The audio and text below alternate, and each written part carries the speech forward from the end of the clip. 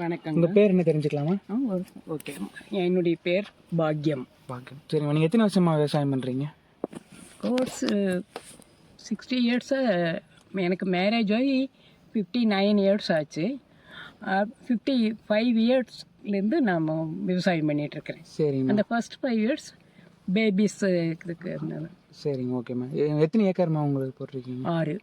அதில் என்னென்னம்மா பயிரிட்டுருக்கீங்க? நாங்கள் முதல்லையெல்லாம் மக்காச்சோளம், மரவள்ளி, கரும்பு, காய்கறி, தக்காளி இந்த மாதிரியெல்லாம் முன்னால் பண்ணிகிட்டு இருந்தோம். தண்ணியும் ஓரளவு இருக்கும். நெல் எப்பவும் ஜாஸ்தியாக போட மாட்டோம். என்னுடைய மேரேஜ் டயத்தில் அதாவது ஒரு 20 சென்ட்டு 30 சென்ட்டில் போட்டால் ஒரு குழி 2 குழின்னு போடுவாங்க. அதில் அதை எடுக்கிறது வீட்டுக்கு மட்டும் வேக வச்சு அரிசி எடுத்து பண்ணிவிட்டு வெளியில் வாங்காமல் இருந்தோம். அப்போ கொஞ்ச நாள் போனதுக்கப்புறம் தண்ணி கரெக்டாக இல்லை. தண்ணி இல்லாத தண்ணி நிறையா இருந்தால் தான் எங்கள் ஏரியா கீழே ஜல்லி. அப்போ நாங்கள் அதை என்ன குளங்கு மாதிரி கட்டணுமே, வயல் கட்டணுமே. வயல் கட்டியில் தண்ணி பற்றாக்குறை வந்தது. அதனாலேயே இந்த ஏரியா பூரா நெல்லை விட்டுட்டாங்க. அப்புறம் கரும்பு, இந்த மரவள்ளி இந்த மாதிரியெல்லாம் எடுத்துகிட்டு இருந்தோம். இப்போ இந்த 15 வருஷமாக என்ன ஆயிடுச்சுன்னா, யானைகளோட தொந்தரவு ஜாஸ்தி. யானை வந்தால் ஃபஸ்ட்டு அதுக்கு ரொம்ப ஃபேவரட் மரவள்ளி, கரும்பு இது ரெண்டையும் பார்த்தா விடாது. அது இல்லை, அப்புறம் அரசாணி செடி போட்டிருந்தாலோ அதையும் விடாது. எப்படியும் அது ஸ்மெல்லுலேயே இன்வால்வ் ஆகி உள்ளே எல்லாமே சேதப்படுத்திடும். அப்போ நம்மளுக்கு சேதப்படுத்தாமல் வருமானம் எடுத்தாலே நம்மளுக்கு பத்துறதில்லை. எந்த இடத்துலையும் எல்லாத்துக்கும் கொடுத்து இன்வெஸ்ட் பண்ணி லாப நஷ்டத்தை பார்க்கையில் நாம் சாப்பிட்டது ஒன்று தான் ஒரு பிரயோஜனமாக இருக்கும். ஒன்றும் மிச்சம் பண்ணி எல்லாருக்கும் நம்ம குழந்தைகளையெல்லாம் டிகிரி படிக்க வைக்கலாம் அந்த மாதிரியெல்லாம் நாம் நினச்சோம்னா எங்கள் ஏஜில் நாங்கள் விவசாயம் பண்ணையில் இப்போவும் அப்படி தான். ஒன்றும் ரொம்ப இதாக பண்ண முடியாது. அதே ஃபாதர் மதர்ஸ் ரொம்ப இதாக சிக்கனமாக இருந்து நம்ம பையன் நம்ம பொண்ணும் படிக்கணும் அப்படின்னு நினச்சி விவசாயத்தில் கொஞ்சம் ரொம்ப ஈடுபாடாக இருந்து அதில் கொஞ்சம் நெஞ்சம் மிச்சப்படுத்தி தான் படிக்க வைக்க முடியும். இப்போ இருக்க என்ன ஆயிடுச்சு, ஒன்றும் வேண்டாம் அப்படின்னு எல்லாம் கொஞ்சம் லேண்டை விற்று குழந்தைகளை படிக்க வைக்கலாம், கல்யாணம் பண்ணலாம், நம்மளுக்கு இருக்க ஒரு வீடு கட்டிக்கலாம் அங்கிற எண்ணத்தில் எல்லோரும் இறங்கிட்டாங்க. அந்த காரணத்தினாலேயே தான் அதாவது வடமதுரையிலிருந்து இந்த சைடு பூராமே வீடுகளாக ஆகிப்போச்சு. நான்லாம் கல்யாணம் ஆகி வரையில் ரோடில் நைட்டில் 7 மணிக்கு மேலே பஸ்ஸு இல்லை. ஒன்றா நடந்து வரணும், இல்லைன்னா யாராவது பிக்கப் பண்ணணும். குதிரை வண்டி இருக்கும் தோட்டத்துக்கு, அந்த மாதிரி வந்துட்டு இருந்தோம். அப்படி யாரும் இல்லை அப்படின்னா நாங்கள் வரவே மாட்டோம். வெளியில் போயிட்டால் எந்த இடத்துல இருந்தோமோ அந்த இடத்துலையே நாங்கள் தங்கிக்குவோம். அந்த மாதிரி இருந்தது. இப்போ எந்த நேரம் வேணாலும் எப்படி வேணாலும் வரலான் இருக்கிறோம். முன்னை விட இப்போ வயல் கம்மியாயிடுச்சுன்னு சொல்கிறீங்களா? வேலை விவசாயம் கம்மியாயிடுச்சு, வேலை கம்மியாயிடுச்சு. அதே ஆட்களும் நம்ம விவசாயம் செஞ்சுட்டு இருந்த அவங்களோட குழந்தைகளும் எல்லாம் படித்து அவங்கவுங்க வேலைக்கு போயிட்டாங்க. அவங்களோட எங்கேஜ்டு பீப்புள்ஸ் மட்டும் விவசாயத்துக்கு வர்றாங்க. அப்போ நம்மளுக்கு பத்துறதும் இல்லை. இதையெல்லாம் பேஸ் பண்ணி தான் எல்லாம் பூமியை விற்றுட்டு அந்த பக்கம் போயிட்டாங்க. அந்த மாதிரி பூமியும் நல்ல விலைக்கு விற்கிது. அப்போ அந்த மாதிரி போயிட்டாங்க.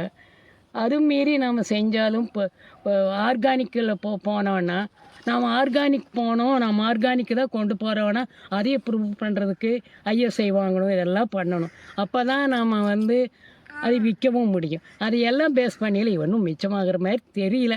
சுட்டு வட்டாரத்தில் இருக்கிறவங்க இப்போ இங்கெல்லாம் வீடு காணதுக்கப்புறம் அங்கே தோட்டத்தில் மருந்தடிக்காமல் இல்லாமல் அவங்க காய்கறி வைக்கிறாங்க, எங்களுக்கு இருக்கிறத நீங்கள் கொடுங்க அப்படின்னு ரொம்ப கம்பல் பண்ணி இங்கே இப்போ பழமே கம்மியாக தான் வருது.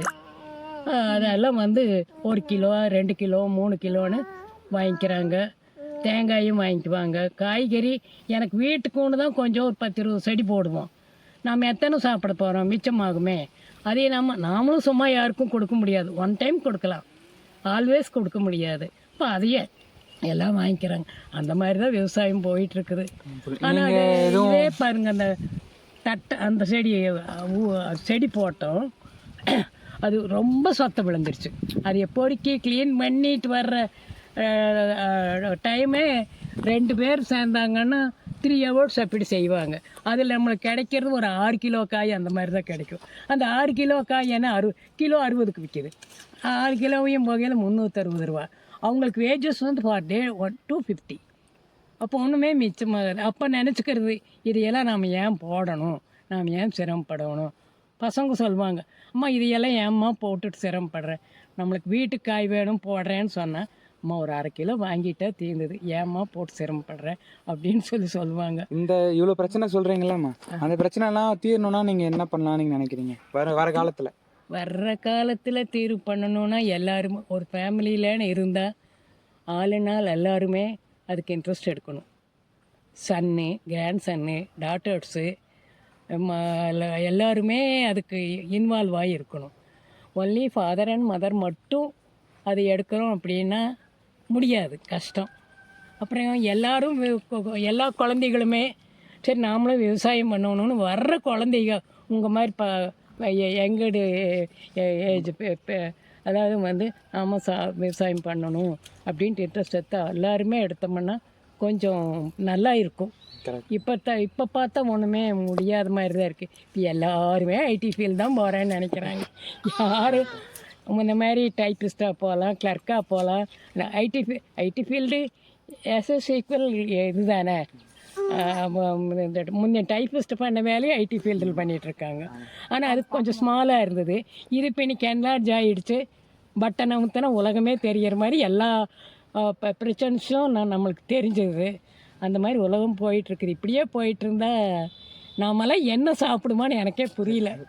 அந்த மாதிரி தான் இருக்குது. இது எல்லோரும் வரணும், எல்லாருமே நினைக்கணும். இந்த புதுமையான விவசாயம்லாம் இருக்கலாமா, ஆர்கானிக் ஃபார்மிங், நேச்சுரல் ஃபார்மிங், அதை பற்றி நீங்கள் என்ன நினைக்கிறீங்க? நம்ம ஆர்கானிக் ஃபார்ம் பண்ணுறோன்னா அதுக்கு பெனிஃபிட் வேணுமல்லம்மா. கம்மியாக தானே நம்மளுக்கு கிடைக்கிறது, கம்மியாக தான் ஈல்டிங் கம்மியாக தான் கிடைக்கிது. பஞ்சகவியம் இந்த மாதிரி எல்லாம்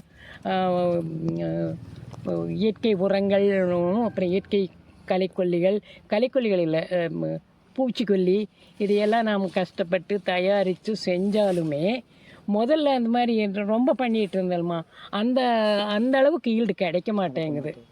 சரி அந்த அளவுக்கு ஈல்டு கிடைக்கலன்னா பரவாயில்ல, இதுக்கு விலை கிடைக்குமானா அது கிடைக்கிறது இல்லை. அதுக்கு வந்து எல்லாருமே கொஞ்சம் ஒத்துழைச்சி ஆமாம் அப்படி தான் பண்ணுவாங்க அப்படின்னு நம்பிக்கை வேணும்.